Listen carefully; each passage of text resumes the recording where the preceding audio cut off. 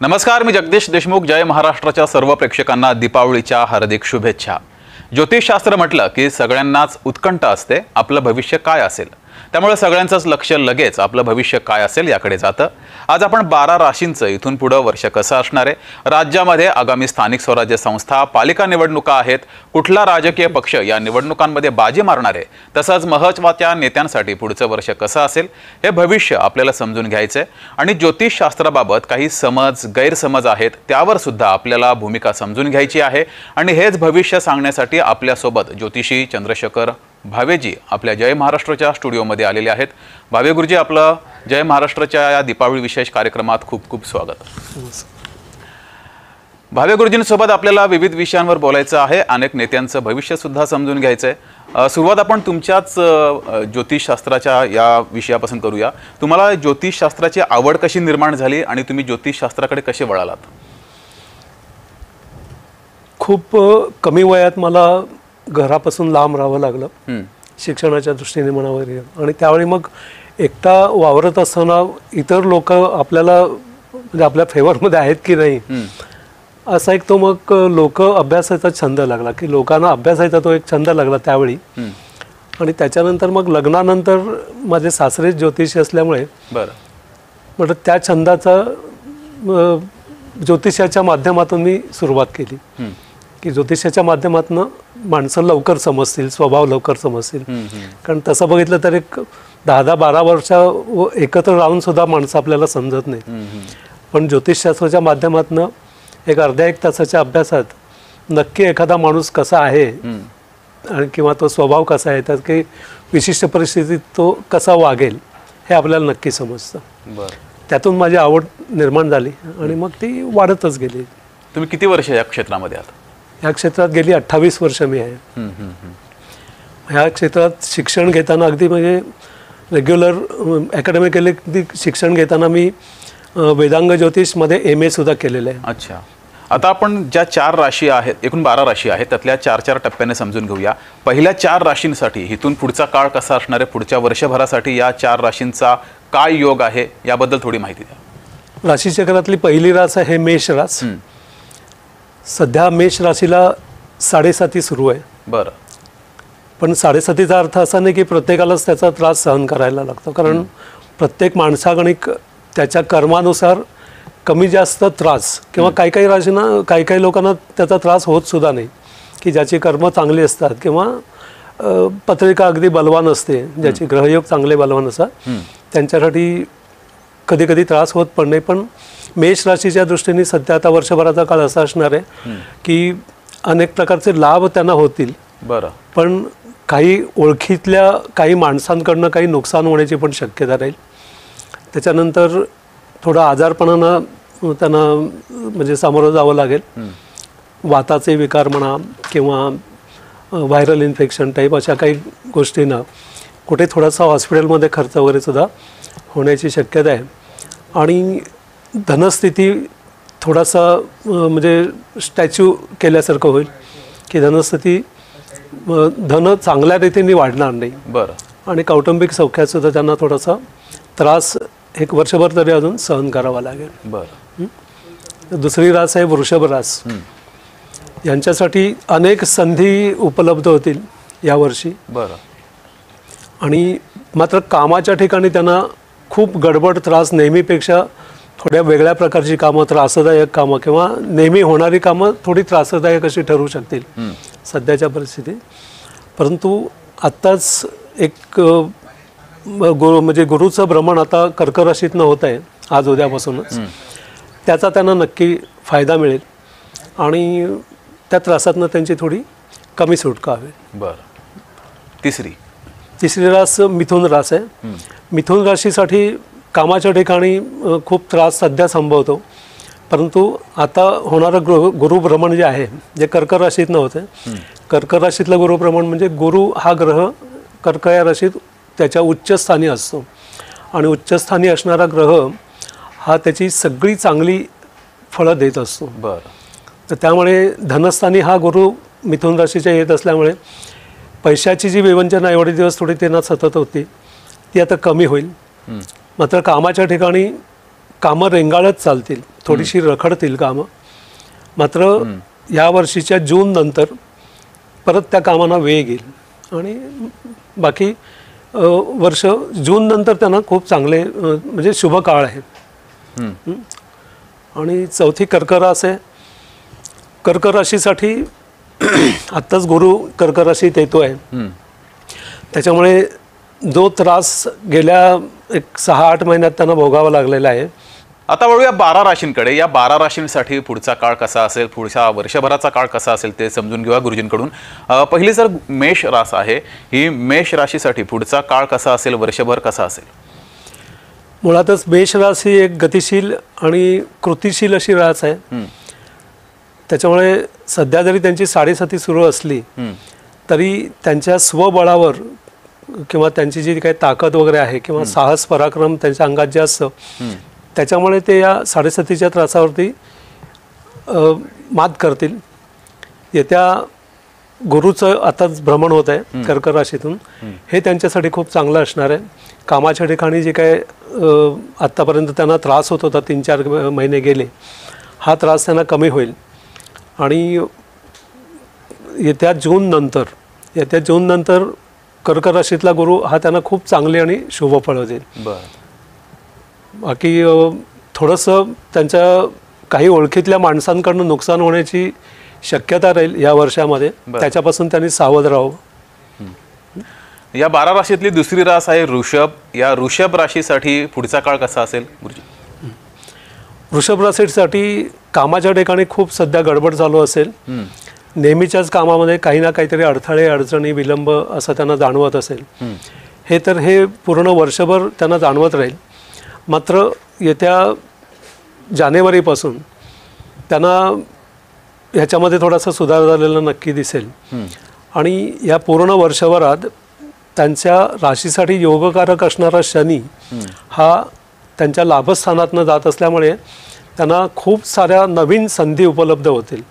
मात्र त्यांच्या नेहमीच्या आळशी स्वभाव झटकून त्या संधींचं त्यांनी सोनं केलं तर मात्र त्यांना भरपूर लाभ या वर्षात जाणवू शकतो. बरं, आता आपण तिसऱ्या राशीकडे वळूया. मिथुन ही तिसरी रास आहे.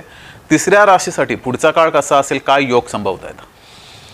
मिथुन राशीच्या दृष्टीने आत्ता सध्या त्यांचं भाग्यवर्धन जे आहे हे थोडंसं ब्रेक लागल्यासारखं चालू आहे. बरं, म्हणजे काही ठरवलेली कामं अचानक रद्द करावी लागतील किंवा काही प्रवास करायला वगैरे त्यांनी जर ठरवलेलं असेल तर तेही त्यांना मध्येच रद्द करायला लागत असेल. ही मालिका अशीच थोडीशी वर्षभर चालू राहील. आणि कामाच्या ठिकाणी सुद्धा काही विलंब वगैरे त्यांना जाणवतो आहे सध्याला, कारण शनीचं भ्रमण त्यांच्या दशमस्थानातनं होतं आहे. दशमस्थान म्हणजे ज्योतिषशास्त्राच्या दृष्टीने कर्मस्थान आपलं, म्हणजे आपलं साधारण काम वगैरे जिथे चालतं तिथे आता नेपच्यून आणि शनी अशा 2 ग्रहांची जी युती चाललेली आहे, या युतीमुळे त्यांच्या कामं थोडीशी स्लोडाऊन चालत असतील. मात्र या गुरुच्या भ्रमणानंतर या गुरुचं भ्रमण ह्या सगळ्या गोष्टी नाहीशा करेल आणि जून नंतर खूप चांगला काळ त्यांच्यासाठी चालू राहील. बरं, चौथी रास आहे कर्क. आणि या कर्क राशीसाठी सुद्धा पुढचा काळ कसा असेल ते सुद्धा समजून घेऊया. कर्क राशीबद्दल. कर्क रास सुद्धा हिला आम्ही चर रास म्हणतो. चरम म्हणजे खूप मुवमेंट असलेली. बरं, म्हणजे हे शांत बसत नाहीत एका जागी, सतत काही ना काहीतरी करत असतात, उद्योगी असतात. आणि ही अतिशय शांत आणि सौम्य अशी रास आहे. वाद भांडणं वगैरे त्यांना आवडत नाही. मात्र गेल्या राहूच्या भ्रमण जे कुंभ राशीतून चालू आहे त्यामुळे ह्यांच्यासाठी थोडासा काळ सध्या भांडण, वाद वगैरे याच्यामुळे थोडेसे ते डिस्टर्ब असतील सध्याला. बरं, पण ह्या काळात त्यांनी बोलण्यावरती खूप नियंत्रण ठेवायला पाहिजे. आणि त्यांच्याही भाग्यवर्धनामध्ये थोडीशी खीळ बसल्यासारखी सध्या जाणवत असेल त्यांना, कारण शनीचं भ्रमण त्यांचा भाग्यस्थानातनं होत असेल. बरं, परंतु आता जो आलेला कर्केतला जो गुरु आहे तो येता 1.5 महिन्याच्या काळामध्ये त्यांना खूप काही लाभ होऊन जातील. जे वातावरण चालू आहे गेल्या वर्षभरापासून, काही आजारपणं म्हणा, छोट्या मोठ्या दुखापती होणं, खास करून पायाच्या ठिकाणी, त्यापासून त्यांना सांभाळायला पाहिजे. मात्र येतं गुरुभ्रमण हे त्यांच्यासाठी खूप शुभ असणार आहे. संततीसाठी त्यांच्यासाठी खूप शुभ असणार आहे. बरं, जे लोक शेअर मार्केटमध्ये काही डिलिंग वगैरे करतायत त्यांच्याहीसाठी हे गुरुभ्रमण त्यांच्यासाठी खूप शुभ राहणार. बरं गुरुजी, राशी भविष्य हे मानवी जीवनासाठी किती परिणामकारक आहे? राशी भविष्याचा जीवन जगत असताना कसा फायदा होऊ शकतो, याबद्दल काय सांगाल?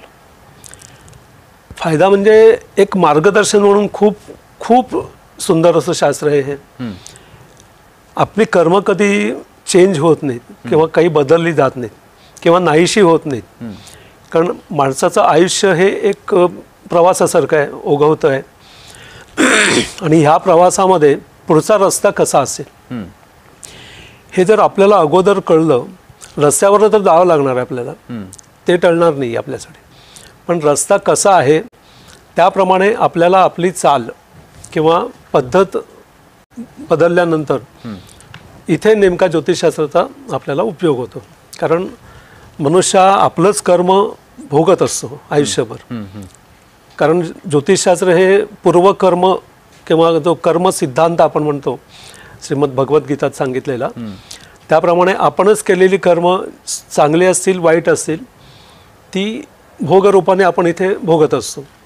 तर ही भोगत असताना काय अडचणी आपल्याला येत्या आगामी काळात येतील बाबा, तर ह्या सगळ्याचं दिग्दर्शन उत्तम रीतीने ज्योतिषशास्त्रातनं आपल्याला होत असतं. ज्योतिषशास्त्र वाटाड्या म्हणून आपल्या आयुष्यामध्ये काम करतं. अतिशय सुंदर मार्गदर्शन असं त्यातनं मिळतं की बाबा एक 3 वर्षानंतर माझी आर्थिक परिस्थिती थोडीशी समस्या येणार आहेत त्याच्यामध्ये. हे जर मला अगोदर कळलं तर येणाऱ्या 3 वर्षात मी माझ्या खर्चावर नियंत्रण वगैरे ठेवून त्या काळासाठी काही बेगमी मी नक्की करू शकतो. किंवा दुसरी गोष्ट, ज्योतिषशास्त्राचा उपयोग तुम्ही एक दैववाद याच्यासाठी न करता प्रयत्नवादासाठी आपण त्याचा उपयोग नक्की करू शकतो की आगामी काळ कसा असणार आहे त्याप्रमाणे तजवीज आपण आत्ताच करू शकतो. आपल्या कामामध्ये किंवा काही आजार वगैरे आपल्याला होणार असतील तर त्याची दक्षता जर अगोदरपासून आपण घेतली तर त्या आजाराची किंवा आजारपणाची तीव्रता नक्की कमी होते. बरोबर. आता राशींकडे पुन्हा वळूया. 12 राशीमधली 5वी रास सिंह आहे. तर या सिंह राशीच्या व्यक्तींसाठी पुढचा काळ कसा असेल? काय योग संभवत आहेत? काय अपघात होऊ शकतात का किंवा काही दुर्घटना होऊ शकतात का? याबाबत काय मार्गदर्शन कराल? अपघात दुर्घटनेच्या दृष्टीने प्रवण असा काळ आहे सध्या त्यांच्यासाठी.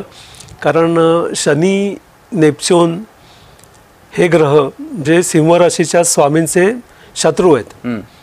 की सिंह राशीचा स्वामी रवी असतो, सूर्य, त्याचाच वैरी किंवा शत्रू हा शनी आहे. आणि हा शनी सध्या त्यांच्या अष्टम स्थानातून चाललेला आहे. बरं. तर अष्टम स्थानातनं जाणाऱ्या शनीला छोटी पनवती किंवा असंही म्हणतात की एक 7.5 सारखाच तो थोडासा काळ असतो. आणि अष्टम हे अतिशय अशुभ असं स्थान आहे. अष्टम स्थानावरनं अपमान, डिमोशन्स किंवा मृत्यूसुद्धा त्याच्यावरनंच बघतात. पण काही होणारे अपमान वगैरे जे आहेत हे सुद्धा अष्टम स्थानावरनं बघतात. आणि सिंह राशी अतिशय मानी असते, त्यांना खूप मानी असतात हे लोक. कारण रवी हा कसा सगळ्या ग्रहांचा राजा आहे, त्याप्रमाणे हे सुद्धा एक राजासारखेच वावरत असतात सगळ्या ठिकाणी. पण सध्या त्यांच्यासाठीचा काळ जो आहे तर छोटे मोठे कुठेतरी वादविवाद आणि त्याच्यातनं अपमान होणं वगैरे अशा काही गोष्टी ते तोंड देत असतील अशा गोष्टींना. पण त्यांनी या सगळ्या गोष्टी समजून घेऊन तोंडावर नियंत्रण ठेवणं बोलण्याच्या बाबतीमध्ये किंवा थंड राहणं हे सध्या त्याच्यावरचं उत्तर आहे. कारण हे ग्रह बदलल्याशिवाय ही परिस्थिती बदलणार नाही आहे. बरोबर. तसंच कुंभ राशीतनं म्हणजे त्यांच्या राशीच्या बरोबर समोरच्या 7व्या राशीतनं आता राहूचं भ्रमण होते. तर राहू हा सुद्धा शनीसारखाच असतो साधारण.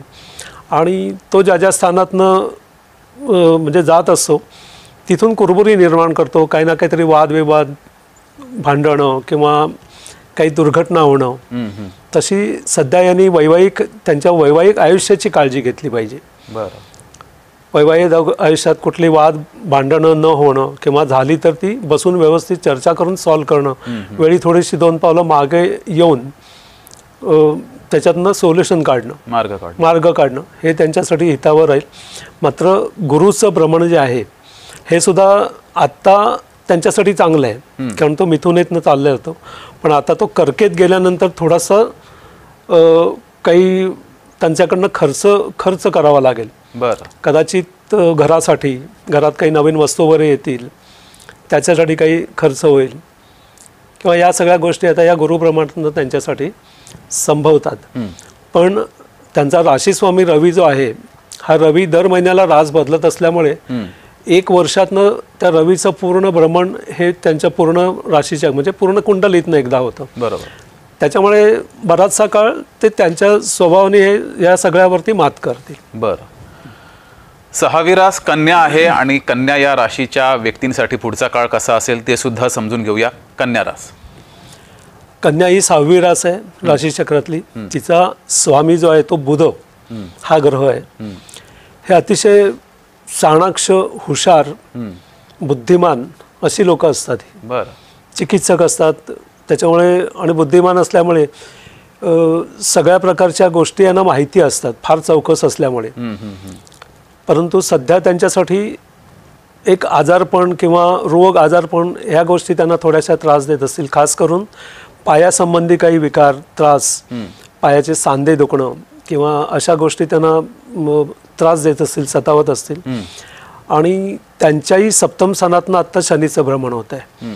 तर हे शनीचं भ्रमण सुद्धा त्यांच्या वैवाहिक आयुष्यामध्ये जोडीदाराशी विरह होणं किंवा जोडीदाराबरोबर काही वादविवाद वगैरे होणं, संशय निर्माण होणं वगैरे अशा गोष्टींना त्यांना जर फेस करायला लागत असेल तर त्यांनी या बाबतीमध्ये थोडेसे चर्चा वगैरे करून किंवा अशा गोष्टी आपल्या हातनं काही होऊ नये त्याची दक्षता घ्यायला पाहिजे.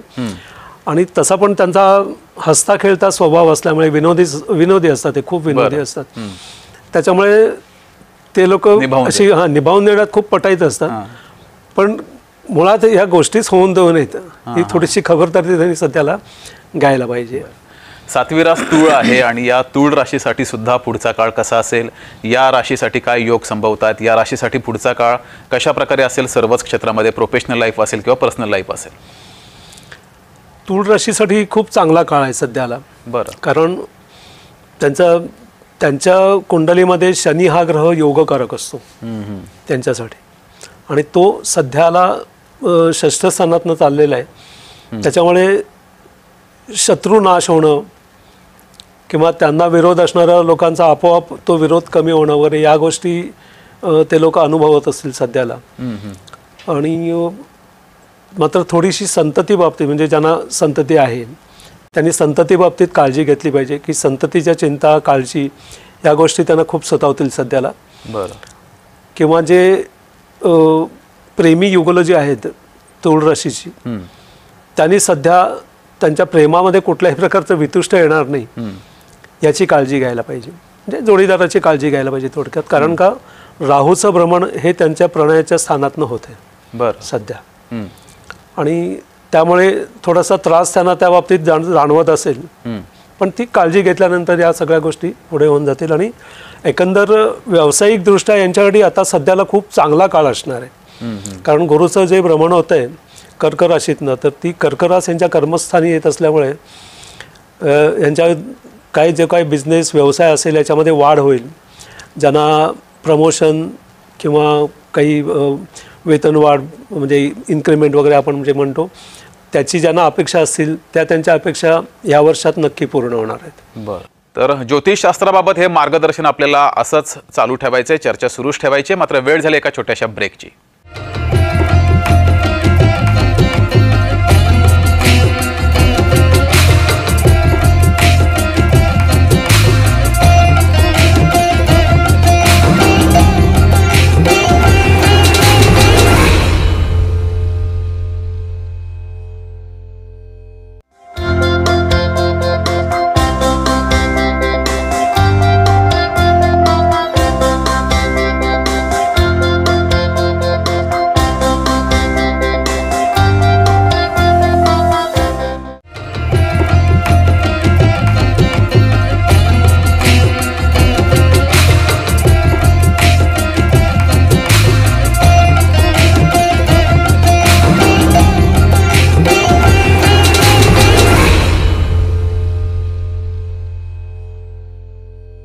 तर ब्रेकनंतर आपल्या सगळ्यांचं स्वागत आणि ही चर्चा आता आपण पुन्हा सुरू करूया. तुम्ही जे मार्गदर्शन करताय त्यामुळं ज्यांच्या ज्या राशी आहेत त्यांच्यासाठी पुढे काय होणार, आपण काय काळजी घ्यायला पाहिजे याबद्दल व्यवस्थित त्यांना समजतंय, मार्गदर्शन होतंय. मात्र गुरुजी, या ज्योतिषशास्त्राबाबत काही समज गैरसमजसुद्धा पसरलेले आहेत. ज्योतिषशास्त्र लॉजिक आहे की मॅजिक आहे असं सुद्धा म्हटलं जातं. आणि या ज्योतिषशास्त्राबाबत पुन्हा एकदा असंही म्हटलं जातं की काही याबाबत आक्षेपसुद्धा घेतले जात आहेत. तर याबद्दल काय तुम्ही सांगाल? ज्योतिषशास्त्रावर जे आक्षेप घेतले जात आहेत, समज गैरसमज जे पसरलेले आहेत, याबद्दल काय सांगाल? नाही, हे समज गैरसमज तर खूप हजारो वर्षापासून चालू आहेत या गोष्टी. वादविवाद होणं किंवा काही म्हणजे एक तथाकथित बुद्धिवादी माणसं जे असतात ती ज्योतिषशास्त्र याला थोतांड म्हणतात की याचा काही उपयोग नसते, काही म्हणजे मानत नाहीत ते लोक की हे शास्त्रच नाही असं सुद्धा म्हणतात. पण माझ्या मते कुठल्याही गोष्टीचा स्वतः अभ्यास केल्याशिवाय मत प्रदर्शित करू नये. याचं सगळ्यात पहिलं कारण असं आहे की हे जे शास्त्र आहे हे हजारो वर्षापासून हे आपल्याकडे चालत आलेलं आहे. आत्तापर्यंत हजारो वर्षापासून यांचे ग्रंथ जे आहेत ते उपलब्ध ग्रंथांवरनं याचा अभ्यास होतो आहे आणि पदोपदी याचा प्रत्यय लोकांना येतो आहे सध्या तरी. त्याच्यामुळे वाद आणि विवाद हे तर चालूच राहतील पूर्ण आयुष्यभर, की जे लोक मानणार नाही, ज्यांना त्याचा काही प्रत्यय आलेला आहे किंवा ज्यांची श्रद्धा आहे त्यांना त्याचा जरूर उपयोग होतो. मी मगाशी म्हटलं तसं हा चमत्कार नाही आहे कुठलाही, किंवा तुम्ही ज्योतिषाकडे पत्रिका घेऊन गेलात म्हणजे आता माझं सगळं चांगलं होणार किंवा या सगळ्या गोष्टी, तर असं काही चमत्कार याच्यात नाही आहे. आणि याला मी शास्त्र म्हणतो, विद्या नाही. विद्या ही काही ठराविक लोकांना अवगत होते, सगळ्यांनाच होते असं नाही आहे. पण ज्योतिष हे नक्की सायन्स आहे, हे एक शास्त्र आहे. आणि फक्त आपल्याकडेच नाही तर पूर्ण पाश्चात्य जगात सुद्धा याचा सगळीकडे सर्रास वापर केला जातो, उपयोग केला जातो. तसा आपल्याकडे सुद्धा केला जातो. फक्त दैववाद टाळावा ज्योतिषाने. त्या विषयाकडे यायचंच आपल्याला. वृश्चिक राशीसाठी पुढचा काळ कसा असेल? वृश्चिक राशीसाठी सध्या वृश्चिक राशीला सुद्धा हे जे दोन पापग्रह आहेत मोठे, शनी म्हणा किंवा राहू म्हणा, हे सध्या त्यांनाही त्रास देत आहेत. परंतु वृश्चिक रास ही सुद्धा मंगळाची रास आहे, म्हणजे मंगळ या ग्रहाची रास आहे. आणि मुळात मंगळ हा ग्रह राज्यातला सेनापती आहे. त्याच्यामुळे तो पत्रिकेत कुठेही जरी पडला तरी त्याचा प्रभाव दाखवतोच. बरं. आणि ही लोक तर खूप मुत्सद्दी आणि सगळ्या गोष्टी पूर्ण अभ्यास करून पावलं टाकणारी असतात वृश्चिक राशीची लोक. त्याच्यामुळे कठीण काळ जरी आला तरी त्यांच्या मुत्सद्देगिरीमुळे म्हणा किंवा हा विचार करून सगळ्या गोष्टी करण्यामुळे म्हणा त्याच्यातनं नक्की अगदी सहजपणे तरून जातील. बरं. मात्र त्यांनी संततीच्या बाबतीत थोडीशी सध्या त्यांना काळजी वाटत असेल तर ती त्यांनी नक्की घ्यावी. आणि वैवाहिक आयुष्यामध्ये मात्र त्यांचा नेहमीचा ताठरपणा सोडून जर काही असे वादविवादाचे प्रसंग आले तर तिथे नेमकं त्यांनी म्हणजे त्यांच्या मुत्सद्देगिरीप्रमाणेच एक काहीतरी सोल्युशन त्याच्यावर काढावं आणि तरून जावं, कारण सध्या नक्की त्यांना या गोष्टींचा त्रास होत असेल. बरं. तुम्ही दैववाद आणि प्रयत्नवाद या विषयावर बोलत होतात, तो विषय पूर्ण करा. दैववाद आणि प्रयत्नवाद म्हणजे एक छोटंसं उदाहरण तुम्हाला असं देता येईल की जर मला अगोदर कळलं की बाबा उद्याला पाऊस येणार आहे भरपूर, तर पावसासाठी सगळा बंदोबस्त करून जर मी बाहेर पडलो, छत्री म्हणा, रेनकोट म्हणा, जे काय असेल ते, तर माझ्या कामात कुठे अडथळा येणार नाही आहे. पण उद्या पाऊस येणार म्हणून मी कुठल्या कामालाच बाहेर न पडणं हा दैववाद झाला. बरोबर. तर ज्योतिषशास्त्राचा उपयोग प्रयत्नवादासाठी आपण अशा प्रकारे करून घेऊ शकतो की जर ठीक आहे उद्या पाऊस येणारच आहे पण माझी कामं का थांबवू मी त्याच्यासाठी, त्या पावसाचा बंदोबस्त करून मी जाईन म्हणजे माझी कामं तेवढी सुसह्य होऊन जातील, मला काही अडथळा येणार नाही. अशा रीतीने एक प्रयत्नवादासाठी पण या ज्योतिषशास्त्राचा उपयोग करून घेतो. कारण शेवटी ज्योतिषशास्त्र म्हणजे कसं आहे की काही घटना आगामी ज्या काळात होणार आहेत किंवा होण्याची शक्यता आहे ते जर मला अगोदरच कळलं तर मी त्या दृष्टीने प्रिकॉशन घेईन ना. किंवा आपण सगळेच जण एक असा प्रवास करत असतो संपूर्ण आयुष्यामध्ये, तर आता ठिकठिकाणी दिलेलं असतं की घाट रस्ता चौरू होतो, धोकादायक वळण आहे, अपघातप्रवण क्षेत्र, असे आपण जसे प्रवासाला गाडीतनं जाताना आपल्याला आजूबाजूला बोर्ड लावलेले असतात बघा, तिथं काय अपघातप्रवण क्षेत्र म्हणजे प्रत्येक गाडीचा अपघात होतो अशातला भाग नाही. बरोबर. पण ते वळणच काही असं असतं की तुम्ही तुमच्या स्पीडवरती जर कंट्रोल ठेवला, गतीवरती कंट्रोल ठेवला, तर तुम्ही त्याच्यातनं आरामात निघून जाऊ शकता पुढे. ही अशी वळणं ही प्रत्येकाच्या आयुष्यात येत असतात, वळणं म्हणा किंवा धोकादायक काही गोष्टी, कारण आयुष्य तर आपल्याला चालायचं आहे. तर हे जर आपल्याला जर अगोदर कळलं की समोर पुढे धोकादायक वळण आहे, जसा बोर्ड लावलेला असतो, ते जर तुम्हाला अगोदर कळलं तर तुम्ही दक्षता घेऊन तुम्ही नीट जाऊ शकता ना. बरोबर. रात्रीची वेळ आहे बाबा, दिसत नसतं, पण बोर्डवरती लिहिलेलं दिसलं की बाबा अपघात प्रवण क्षेत्र किंवा पुढे गाव आहे, पटकन लोक क्रॉस बेस करतात, म्हणजे आपण आपल्या गतीवरती नियंत्रण ठेवून जाऊ शकतो. बरोबर. हे मार्गदर्शन ते बोर्ड जसे करतात तसंच ज्योतिषशास्त्र तुम्हाला आयुष्यात हे मार्गदर्शन करत असतं. आणि त्या मार्गदर्शनाप्रमाणे जर तुम्ही काळजी घेतली तर तुमचं जीवन सुसह्य होतं, हे मात्र नक्की. बरोबर. गुरुजी, आता निवडणुका तोंडावरती आहेत, स्थानिक स्वराज्य संस्था निवडणुका, पालिका निवडणुका तोंडावरती आहेत. काय वाटतंय निवडणुकांमध्ये कुठल्या राजकीय पक्षाला यश संभवतंय ज्योतिषशास्त्रानुसार? ॲक्च्युली राजकीय पक्षाची आपल्याला कुंडलीवर हे सगळं फार सविस्तर बघावं लागतं खरं बघितलं तर. बरोबर. ज्योतिषशास्त्र म्हणजे एवढं सहज नाही आहे की बाबा बसल्या बसल्या आपलं एक जशी नाक्यावरती चर्चा चालते तसं नाही आहे. याचं कारण असं आहे की एक पक्षाची पत्रिका असते, बरोबर, किंवा त्याच्या नेत्यांच्या पण काही पत्रिका असतात. आणि आता आपण जे काही बोललो की या राशीसाठी वर्ष कसं आहे किंवा त्या राशीसाठी वर्ष कसं आहे, की एक ढोबळ मनाने आपण काही मोठ्या ग्रहांचा भ्रमण किंवा त्यांचा आढावा घेऊन आपण करतोय. पण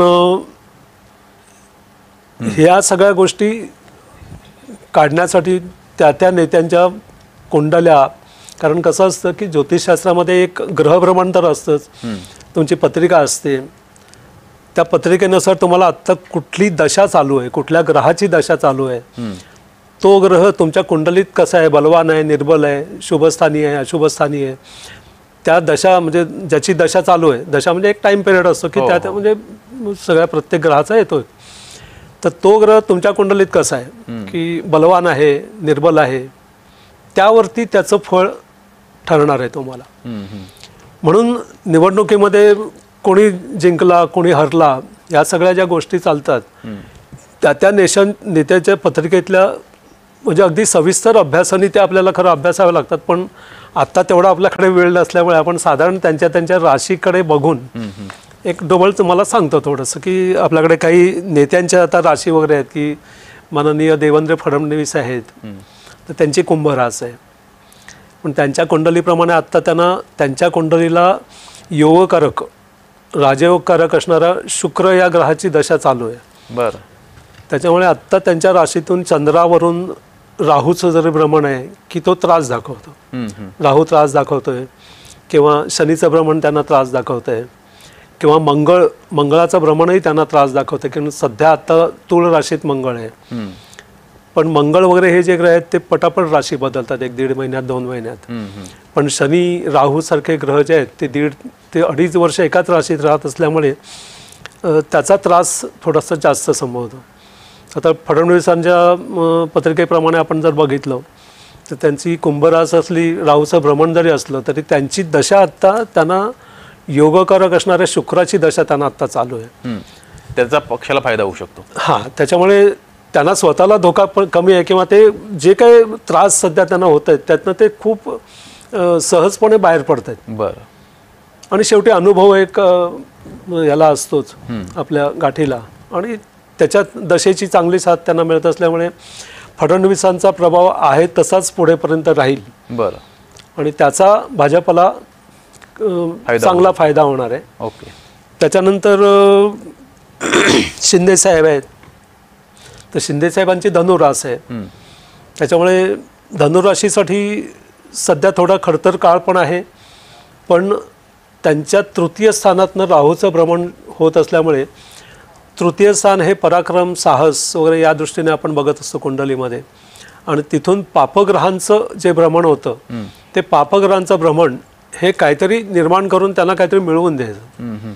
तर शिंदे साहेबांच्या पत्रिकेप्रमाणे आता राहूचं भ्रमण जे आहे हे त्यांच्यासाठी खूप चांगलं आहे. त्याचा फायदा मग त्यांच्या पक्षाला होऊ शकतो, पक्षाला होणार. पण आता सध्या शनीचं जे भ्रमण आहे ते त्यांच्या चतुर्थ स्थानातनं होत आहे. त्या चतुर्थ स्थानातनं ते होत असल्यामुळे त्या शनीची दृष्टी ही त्यांच्या कर्मस्थानावर पडते. बरं. त्याच्यामुळे माझ्या अंदाजाने त्यांच्या फार जवळचीच लोक त्यांना काहीतरी मोठा धोका किंवा त्रास त्यांना होण्याची शक्यता आहे बरं. येत्या काळामध्ये. आपल्याला सर्व नेत्यांची कुंडळी समजून घ्यायचीच आहे थोड्या वेळामध्ये. फक्त आगामी निवडणुकांमध्ये ढोबळमानाने तुमच्या मते कुठल्या पक्षाला सध्या चांगले दिवस आहेत किंवा कुठल्या पक्षाला फटका बसू शकतो निवडणुकांमध्ये, पालिका आणि स्थानिक स्वराज्य संस्था? फटका म्हणजे भाजपला दिवस चांगले आहेत, पण त्यांच्या समोर जे पक्ष आहेत त्यांची ही सध्या बलवान स्थिती आहे. त्यातल्या काही कुठल्या पक्षांची? आता शिवसेना म्हणा, म्हणजे ठाकरेंची शिवसेना, किंवा आता राज ठाकरे पण त्यांच्याबरोबर आलेले आहेत. तर ह्यांच्या सुद्धा ज्या कुंडल्या आहेत किंवा त्यांच्या ज्या राशी आहेत, जशी आता ठाकरेंची वृश्चिक रास आहे किंवा उद्धव ठाकरेंची सिंह रास आहे, तर यांच्या राशीप्रमाणे जर आपण बघितलं की त्यांनाही बऱ्यापैकी 7 लोकांची मिळेल असं दिसतंय. बरं. पण तुलनेने भाजप उजवा ठरेल या सगळ्या प्रकरणामध्ये. बरं. शेवटच्या 4 राशी आहेत त्या समजून घेऊ आणि त्यानंतर या सर्व नेत्यांच्या राशी काय सांगतायत ते सुद्धा आपण सविस्तर समजून घेऊ. 9वी रास धनु आहे. धनुबद्दल काय सांगा? धनुराशीसाठी सध्या त्यांच्या घरासाठी खूप खर्च त्यांना होताना दिसतोय, कारण शनीचं भ्रमण त्यांच्या 4th स्थानात होत आहे सध्या, शनी नेपच्यूनचं भ्रमण.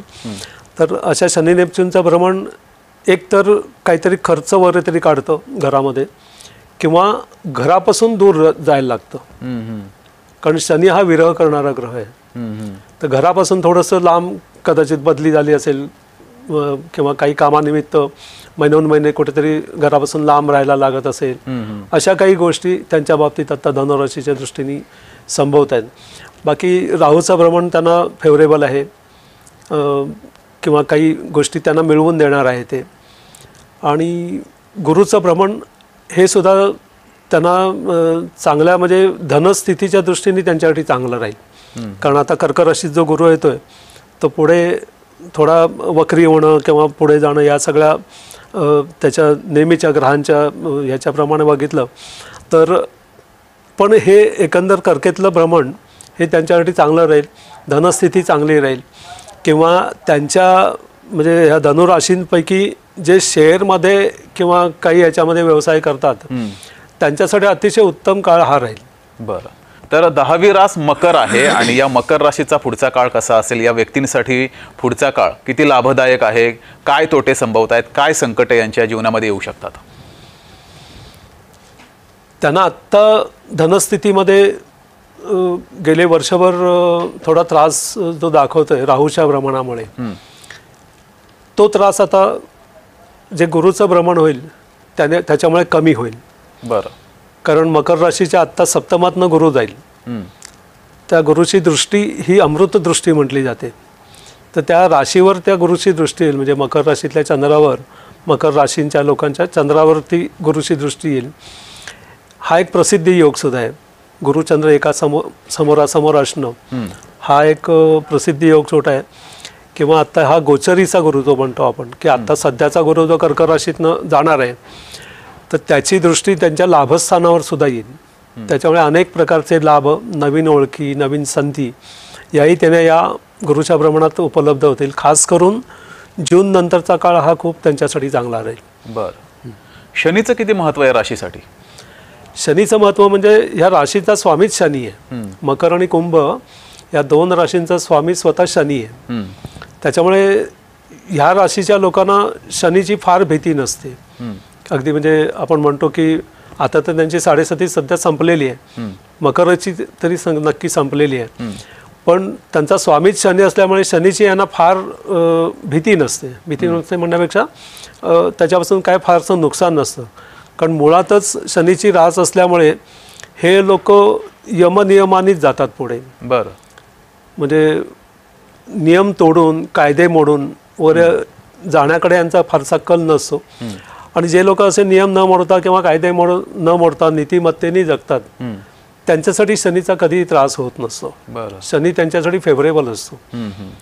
आणि शनीचं एक आहे की तो जे काय देतो ते थोडा उशिरा देतो नक्की, पण जे काय देतो ते परमनंट देतो, कायमचं देतो. त्याच्यात नंतर परत कमीपणा येत नाही कधी. त्याच्यामुळे सध्याला शनीचं भ्रमण हे मकर राशीच्या लोकांकरता तरी चांगलं आहे अगदी. बरं, पुढच्या 11वी रास कुंभ आहे आणि या कुंभ राशीसाठी पुढचा काळ कसा संभवतोय, काय त्यांच्या जीवनामध्ये पुढे घडणार आहे, काय मार्गदर्शन कराल? कुंभ राशीच्या लोकांना सध्या पायाची वगैरे खूप दुखणी जाणवत असतील. कारण मुळातच कुंभ रास, मकर रास, कुंभ रास, मीन रास ह्या राशी पायाच्या ठिकाणी येतात. की जसं कुंभ ही पायाच्या ठिकाणी म्हणजे कसं आहे की ज्योतिषशास्त्रात म्हणा किंवा आपल्या तत्वज्ञानात कुठल्याही गोष्टीकडे पुरुष अशी संकल्पना करून बघायला सांगितलेलं आहे की जसे वेदपुरुष, कालपुरुष. तर ज्योतिषशास्त्रात सुद्धा कालपुरुष ही एक संकल्पना आहे आणि या कालपुरुषाचं मेष म्हणजे डोकं, पहिली रास म्हणजे डोकं. तसं कुंभ रास, मकर रास हे गुडघा, पाय, मीन रास हे पाय वगैरे दाखवतात. त्याच्यामुळे ह्या राशीची जी लोकं आहेत, मकर, कुंभ, मीन, इथून आत्ता जे भ्रमण होतं आहे शनीचं, तर तो शनी तिथे, आणि शनी हा वाता प्रकृतीचा आहे, त्याच्यामुळे तिथे त्यांची दुखणी काहीतरी तो निर्माण करेल.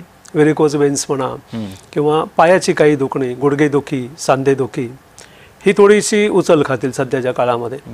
मकर राशीला सुद्धा आणि कुंभेला सुद्धा. कारण कुंभेला जास्त कारण का की तिथून आत्ता राहूचं भ्रमण सुद्धा होतं आहे आणि शनी त्यांच्या द्वितीयात नाही. म्हणजे कुंभ राशीला सध्या 7.5 शेवटची 7.5 आपण म्हणतो ती चालू आहे. आता त्यांना जो काय होत होता पूर्वी त्रास 7.5च्या काळात हा कमी कमी कमी होत जाईल याच्या पुढे. आणि गुरुचं भ्रमण मात्र त्यांना एवढं काही फायदेशीर सध्या राहणार नाही आहे. आत्ता गुरु मिथुन राशीतनं जेव्हा गेला तो फायदेशीर होता, कारण तो त्यांच्या पंचम स्थानातनं जात होता. शुभ स्थानातनं शुभग्रह एक शुभ फळं देतात. पण आता तो जेव्हा कर्केत जाईल, ते कर्क रास म्हणजे त्याच्या षष्ठातली रास आहे कुंभ राशीच्या. त्याच्यामुळे हे गुरुभ्रमण हे फारसं खूप छान त्यांच्यासाठी राहील अशातला भाग नाही. नुकसान काही नाही आहे त्याच्यामध्ये, परंतु खूप छान राहील असंही नाही आहे. बाकी इतर म्हणजे जे शीघ्रगती ग्रह आहेत, शुक्र आहे, बुध आहे, रवी आहे, यांचं भ्रमण तर रेग्युलर जसं होत असतं तसं प्रत्येक राशीला कमी जास्त हे फळ शुभ अशुभ ते मिळत राहणारच आहे. या मोठ्या ग्रहांची भ्रमणं कशी होतात तेवढं आपण आता बघतोय. बरं, शेवटची मीन रास आहे. मीन राशीसाठी पुढचा काळ कसा असेल, या व्यक्तींसाठी पुढच्या काळामध्ये काय योग संभवतात, कसा काळ असेल? मीन रास शेवटची रास आहे आणि मीन राशीची सध्याला मधली 7.5 सुरू आहे. बरं, खरं 7.5 म्हटल्यानंतर घाबरून जायची काय आवश्यकता नाही. कारण मी मगाशीच सांगितलं पहिल्यांदाच की 7.5चा त्रास प्रत्येकाला तेवढ्याच प्रमाणात होतो असं कधी नाही होत. की ज्याची त्याची पत्रिका, व्यक्तिगत पत्रिका ही जेवढी बलवान आहे त्या प्रमाणात हा त्रास कमी जास्त होणं हे संभवत असतं. आणि दुसरी गोष्ट, जसं ज्योतिषशास्त्र हे कर्मसिद्धांतावरती आधारित आहे. की तुम्ही कधी एखादी पत्रिका वगैरे वाचली असतील, जे पूर्वीची पुस्तकं अशी यायची, तर त्याच्यावर पहिलंच वाक्य असं असायचं बघा की गतकर्मानुसारेण किंवा पूर्वकर्मानुसारेण. तर ज्योतिषशास्त्र हे तुमच्या पूर्वीच्या जन्मातली जी काही कर्म आहेत, चांगली वाईट, ती जेव्हा परिपक्व होतात, भोगायला येतात, तेव्हा ती व्यक्ती तशा प्रकारची ग्रहस्थिती घेऊन जन्माला येते. बरं, हा सिद्धांत आहे हो ज्योतिषशास्त्र. त्याच्यामुळे फक्त राशीप्रमाणे प्रत्येकाला फळ मिळतं अशातला भाग नाही. की आता मकर रास घ्या, कुंभ रास घ्या, मीन रास घ्या, असे हजारो लोक असतील मीन राशीचे वगैरे. कोणाला सध्या त्रास होतोय, कोणाला होत नाही आहे. याचं कारण असं आहे की मीन राशीचा जो स्वामी आहे गुरु, हा ज्याच्या त्याच्या कुंडलीमध्ये हा किती बलवान आहे, त्याच्यावरती ती रास किती बलवान आहे आणि त्याच्यावरती त्याला होणारा त्रास किती जास्त प्रमाणात होणार, कमी प्रमाणात होणार का, होणारच नाही. अनेक घटक कारणीभूत आहेत. हे सगळे घटक तिथे काम करत असतात. की पत्रिका बघणं म्हणजे का नुसती रास वगैरे असं बघून तेवढ्यावरती एवढं सोपं नाही आहे. ते अनेक ग्रहांचा अभ्यास, खूप अभ्यास आहे त्याच्यामध्ये. म्हणजे हे ग्रह परत एका राशीमध्ये, त्या राशीचे परत आणखीन काही उपभाग केलेले असतात, त्याला वर्गकुंडल्या वगैरे म्हणतात. या सगळ्या गोष्टींचा अभ्यास करून एक ज्योतिषी तुम्हाला एक उत्तर देत असतो इंडिव्हिज्युअली. पण एक सामाजिक दृष्टीने बघत असताना राशीप्रमाणे हे मोठमोठे ग्रह जे आहेत, मोठमोठे जे अर्थ दीर्घकाल एकाच ठिकाणी राहणारे मंदगती ग्रह आपण ज्यांना म्हणतो, त्यांचा परिणाम खूप काळासाठी राहतो. म्हणून ते आपल्याला पटकन सांगता येतं राशीवाईज. बरं तर त्याप्रमाणे मीन राशीला सध्याला दिवस थोडेसे खडतरच आहेत. बरं एकतर त्यांची मधली 7.5 चालू आहे, त्याच्यानंतर त्या राशीपासून स्वामी त्यांचा आत्ता गुरु जो आहे हा त्यांच्या चतुर्थ स्थानातनं जात होता, तो तिथून जात असल्यामुळे त्यांना खूप सुसह्य झालं हा काळसुद्धा. आणि आता तो तर कर्केत येतोय, म्हणजे तो अतिशुभ स्थानातून जातोय त्यांच्या. तर तो काळ हा सुद्धा त्यांना खूप चांगला राहणार आहे. त्याच्यामुळे त्रास भरपूर आहे त्यांच्यासाठी, कमी आहे, पण काही आजारपण किंवा या गोष्टी त्यांना त्रास देतील अजून एक वर्षभर, छोटे मोठे आजार वगैरे. आता आपण आपल्या कार्यक्रमाच्या शेवटाकडे येतोय आणि शेवटाकडे आपण राज्यातील देशातील जे महत्त्वाचे नेते आहेत त्यांच्यासाठी पुढचा काळ कसा असेल, कारण राज्यामध्ये तर स्थानिक स्वराज्य संस्था पालिका निवडणुका आहेत, त्यामुळे यांचा संपूर्ण काळ भविष्य कसं असेल ते पुढच्या वर्षभरासाठी ते समजून घेऊया. सुरुवातीला पंतप्रधान नरेंद्र मोदी यांच्याबाबत समजून घेऊया. त्यांचा जन्म 17 सप्टेंबर 1950 झाला आहे. वृश्चिक राशी त्यांची. वृश्चिक काय सांगाल त्याबद्दल? वृश्चिक राशीच्या दृष्टीने त्यांना सध्याला खूपच विरोध आहे, ते तर आपल्याला दिसतोय. म्हणजे त्याच्यासाठी काय म्हणजे पत्रिका बघायला पाहिजे अशातला भाग नाही, जे होतंय ते दिसतंय आपल्याला समोर. पण हा त्रास त्यांच्यासाठी आणखीन 1 वर्षभर तरी राहील, कारण त्यांना त्यांच्याच पक्षातनं सुद्धा भरपूर त्रास होण्याची शक्यता राहील हे 1 वर्षभर, इथं वर्षभर. आणि पण एक चांगली गोष्ट अशी आहे की वृश्चिक रास त्यांची असल्यामुळे वृश्चिक राशीचा स्वामी हा मंगळ आहे, आणि हा मंगळ त्यांच्या कुंडलीत अतिशय स्ट्रॉंग आहे, खूप बलवान आहे. म्हणजे तो वृश्चिक राशीतच आहे, आणि त्या वृश्चिक राशीतच त्यांचा चंद्र पण आहे, वृश्चिक राशीत त्यांचा मंगळ पण आहे. आणि फर्स्ट हाऊस आपण जे पहिलं घर म्हणतो कुंडलीतलं, त्या ठिकाणी ह्या 2 ग्रहांची युती त्यांच्या कुंडलीत झालेली आहे. त्याला आम्ही राजयोग म्हणतो. तर तशा प्रकारे त्यांच्या कुंडलीत जो प्रबळ राजयोग झालेला आहे, ह्या राजयोगाच्या वर ते तरुण जातील त्याच्यातून. आणि दुसरी गोष्ट म्हणजे आत्ता गुरुचं जे भ्रमण कर्क राशीतनं होईल, या गुरुच्या भ्रमणाची त्यांना खूप चांगली साथ लागेल. बरं. फक्त आता एक प्रश्न असा आहे की बऱ्याच ठिकाणाहून असे आम्हाला सुद्धा विचारणा होते की मोदी साहेब रिटायरमेंट घेतील का, ते निवृत्त होतील का, कारण एक त्यांच्या पक्षाचा एक म्हणजे एक पक्षाचा त्यांचा एक नियम पण आहे, साधारण 75 वर्षानंतर ती निवृत्ती म्हणून. तर तशी शक्यता 2027 मध्ये जेव्हा शनी बदलेल, की शनी बदलून जेव्हा तो मेष राशीत येईल, त्यावेळी ही 60% शक्यता अशी राहील की त्याच्यानंतर मोदी निवृत्त होतील. बरं. ही शक्यता आहे, पण ती 2027च्या जून नंतर. गुरुजी, पुढचे नेते आहेत केंद्रीय गृहमंत्री अमित शहा. 22 ऑक्टोबर 1964 त्यांची जन्मतारीख आहे. रास त्यांची मेष आहे. त्यांचं काय पुढचं भविष्य 1 वर्षासाठीचं? मेष रास मी मगाशी म्हटल्याप्रमाणे ते मुळातच फार साहसी आणि पराक्रमी असतात. आणि त्यांचा जो स्वामी आहे, हा स्वामी त्यांना येत्या 6 ते 8 महिन्यात खूप चांगली साथ देईल. म्हणजे निदान आता जानेवारी फेब्रुवारीमध्ये तर तो राशी स्वामी मंगळ हा त्याच्या उच्च राशीतनं जातोय. मकर ही त्याची उच्च रास असते, आणि तो मकर येथून जात असल्यामुळे मेष राशीच्या कर्मस्थानात मकर रास येते, आणि तिथे त्याचा स्वामी उच्च राशीतनं जात असल्यामुळे त्यांच्या बराचसा प्रभाव तुम्हाला त्या काळात दिसून येईल, या पहिल्या 1, 2, 3 महिन्यामध्ये. नवीन वर्षाच्या 2026च्या मेष आपलं म्हणजे जानेवारी फेब्रुवारी मार्च या 2-3 महिन्यात त्याचा खूप चांगला प्रभाव तुम्हाला दिसून येईल. आणि मेष राशीला 7.5 ही 2027 नंतर ही मधली 7.5 त्यांना सुरू होईल. त्यावेळी मात्र त्यांना त्या 7.5मुळे बराचसा विरोध किंवा काही त्रास मात्र त्यांना त्यावेळी सहन करायला लागेल 2027च्या जून नंतर. तिसरं नाव आहे राहुल गांधी. 19 जून 1970 त्यांचा जन्म आहे. त्यांचा पुढचा काळ कसा असेल, पुढचं वर्ष त्यांच्यासाठी कसं असेल? त्यांची रास सुद्धा वृश्चिक रास आहे, आणि वृश्चिक मिथुन लग्न आणि वृश्चिक रास अशी त्यांची कॉम्बिनेशन आहे. मिथुन लग्न म्हणजे विवाह नव्हे, लग्नाला ज्योतिषशास्त्रामध्ये पहिलं घर जे असतं कुंडलीचं त्याला लग्नस्थान असं म्हणतात. तर तेही तेवढंच महत्त्वाचं असतं. जेवढी चंद्ररास जेवढी महत्त्वाची असते तेवढंच ते पहिलं घर सुद्धा महत्त्वाचं असतं. आणि त्यांच्या कुंडलीत मिथुन आणि वृश्चिक असं एक कॉम्बिनेशन असल्यामुळे मिथुन राशीसाठी सध्याचा काळ चांगला आहे, पण वृश्चिक राशीसाठी मात्र तो अशुभ राहील. राशीच्या दृष्टीने त्यांना तो अशुभ राहील बरं सध्याचा काळ. आता राज्यातल्या नेत्यांकडे वळूया.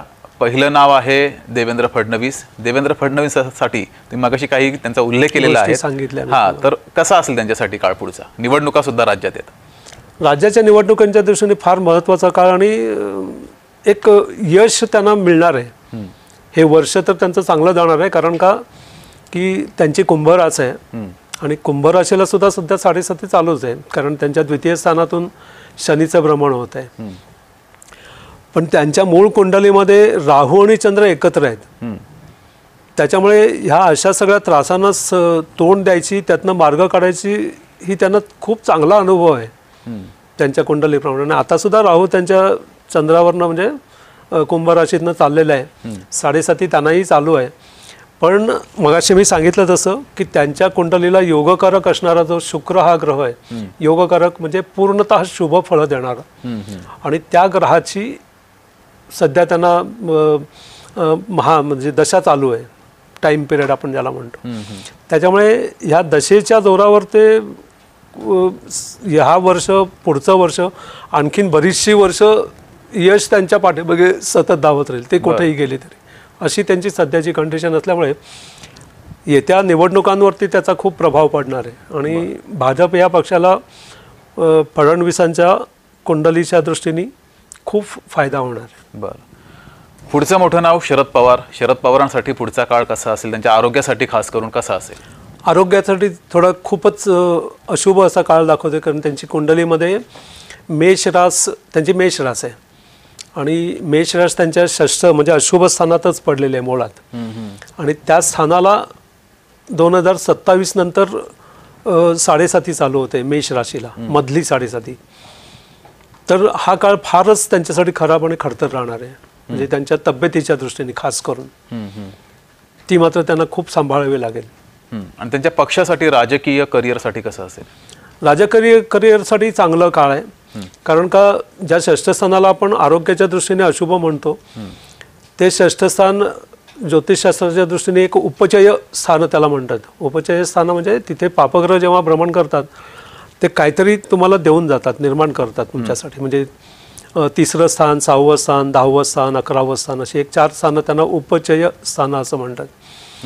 तर त्या स्थानातनं या पापग्रहांचं भ्रमण होत असल्यामुळे पक्षाच्या दृष्टीने आता आहे तसंच वातावरण. बरं, पुढचं मोठं नाव राज्यातलं उद्धव ठाकरे. उद्धव ठाकरेंच्या जन्मतारखेच्या दृष्टीने बघितलं तर त्यांची आहे सिंहरास.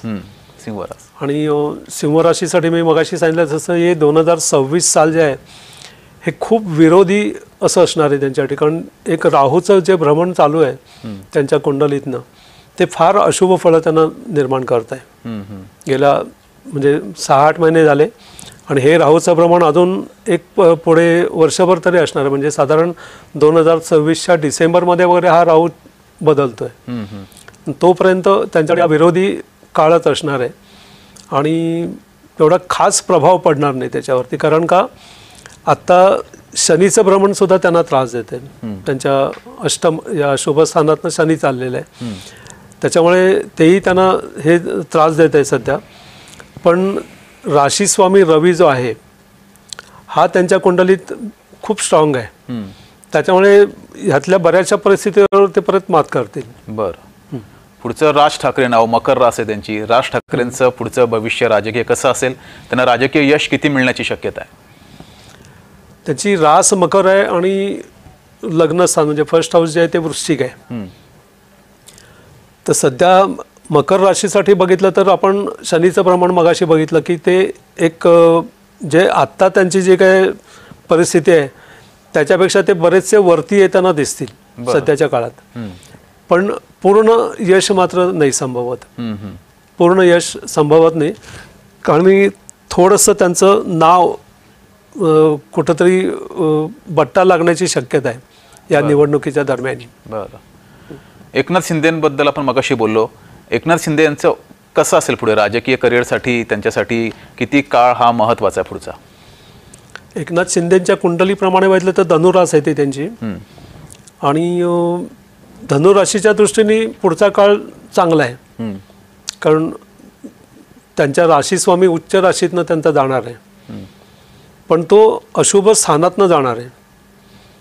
त्याच्यामुळे ते काय डावपेच खेळतील त्याच्यावर या सगळ्या गोष्टी अवलंबून असतील सध्याच्या काळात तरी. पण राहूचं भ्रमण मात्र त्यांना भरपूर लाभ करून देईल. एक वर्षभर म्हणजे शत्रूंवर विजय मिळणं, उघड शत्रू त्यांचे जे आहेत त्याच्यावरती त्या राहूची दृष्टी येते, त्याच्यामुळे त्यांच्यावरती ते मात करतील, बऱ्यापैकी मात करतील. शेवटचं नाव अजित पवार. अजित पवारांसाठी पुढचा काळ कसा असेल? महायुतीमध्ये आहेत ते, उपमुख्यमंत्री आहेत. अजित पवार आपलं स्थान टिकवून ठेवतील. त्यांना त्रास होणार आहे भरपूर येत्या काळामध्ये, म्हणजे त्यांच्याच पक्षातले लोकच त्यांना खूप त्रास देणार आहेत असं दिसतंय, कारण त्यांची आता मेष रास आहे आणि वृश्चिक लग्न आहे. त्याच्यामुळे काय असतं की एक्झॅक्टली आपल्याला पूर्ण व्यवस्थित वेळेप्रमाणे पत्रिका मिळाली तर जास्त चांगल्या रीतीने आपण त्याला सांगू शकतो दशा वगैरे कुठली चालू आहे. पण त्यांच्या मेष राशीच्या दृष्टीने बघितलं तर त्यांनाही 7.5चा त्रास हा होणार आहे आगामी काळामध्ये. पण एक बघितला त्यांचा अनुभव बघितला किंवा एक राहूचं भ्रमण जर वगैरे बघितलं तर त्या मानाने 2027पर्यंत तरी काळ त्यांच्यासाठी चांगला आहे. पण 2027 नंतर मात्र त्यांच्यासाठी खूप अडथळे आणि अडचणी निर्माण होणार आहेत, खास करून 2027च्या जून नंतर. बरं, कार्यक्रमात वेळ झाली इथेच थांबण्याची. मात्र गुरुजी खूप खूप धन्यवाद. तुम्ही खूप चांगल्या प्रकारे मार्गदर्शन केलं. अत्यंत साध्या सोप्या भाषेमध्ये 12 राशींसाठी पुढचा काळ कसा असेल, वर्षभराचा काळ कसा असेल, यासोबतच राजकीय नेत्यांबाबत सुद्धा त्यांनी माहिती दिलेली आहे. राजकीय नेत्यांसाठी सुद्धा पुढचा काळ कसा असेल, राजकीय करिअरसाठी सुद्धा. त्यासाठी पुन्हा एकदा तुमचे खूप खूप धन्यवाद. तुम्ही जय महाराष्ट्राच्या स्टुडिओमध्ये आलात आणि याबद्दल खूप चांगली माहिती दिली त्याबद्दल. तर या विशेष कार्यक्रमात वेळ झाली इथेच थांबण्याची. बघत राहा जय महाराष्ट्र.